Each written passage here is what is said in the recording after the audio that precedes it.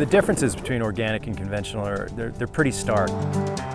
Pesticides are all over conventional produce, whereas using synthetic pesticides is not allowed in organic production.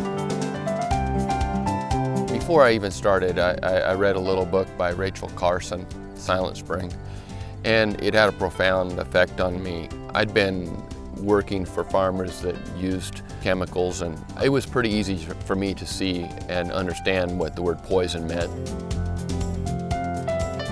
So I just knew from the get-go that I wanted to farm without the use of harsh chemicals, and I did that a long time ago. We use a more natural-based approach. You know, we use biologicals and insects. We don't use anything synthetic. Whenever there's a harsh chemical applied to the plant and soil, you're not just, you know, taking care of what is perceived as a pest. You're also just killing everything.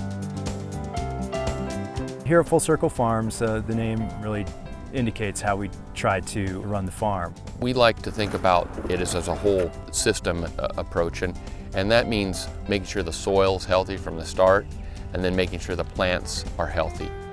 We're able to do a better job of protecting pollinators, protecting soil microbial health. We're also using a lot of rotational crops, such as alfalfa, which is one of the main ones we use to build up nitrogen and organic matter in the soil. There's several ways that you can naturally nourish the soil. The first is with compost. And everything that we have, all the waste in the farm, goes back into the soil. You start with the foundation of the soil, and then you move into the plant diversity. It's kind of like an immune system, really. It becomes more, the system becomes able to protect itself.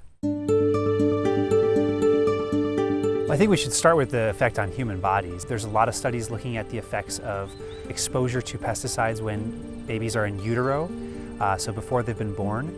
And studies following these children for 7 years have found that pesticide exposure when in the womb can decrease children's IQ by anywhere from 5 to 7 points. You can see that the kids who have really high pesticide levels in their bodies are much more likely to have ADD and ADHD. There's a number of pesticides that are used. 60 different pesticides are used in strawberry production alone. Pesticides are definitely something that people think about they're eating when they eat their food.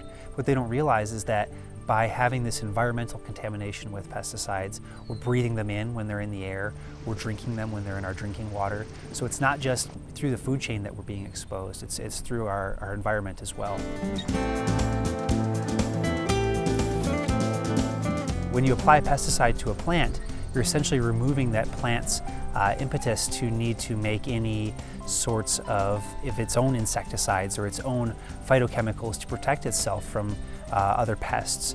And it turns out those things that the plants makes are polyphenols and antioxidants that are actually really nutritious and really important for our health. You buy an organic tomato, for example, you're buying a tomato that's going to have 30% more vitamin C, 20% more lycopene. So yeah, you are paying a little bit more, but you're getting a more nutritious product. One thing that I absolutely know is that you can always trust the organic label. It is the highest standard out there. It is the only one that the government really polices and always making sure that they're adapting to what consumers expect organics to be. We really appreciate Natural Grocers' commitment to 100% organic produce. I think they're setting a standard in the grocery industry that other people are going to be catching up to for quite a while. We really strongly feel that this is what should be being fed to our families and the way that the land should be managed. In the end, you can see a better livelihood for yourself and your family by choosing to go and grow things organically.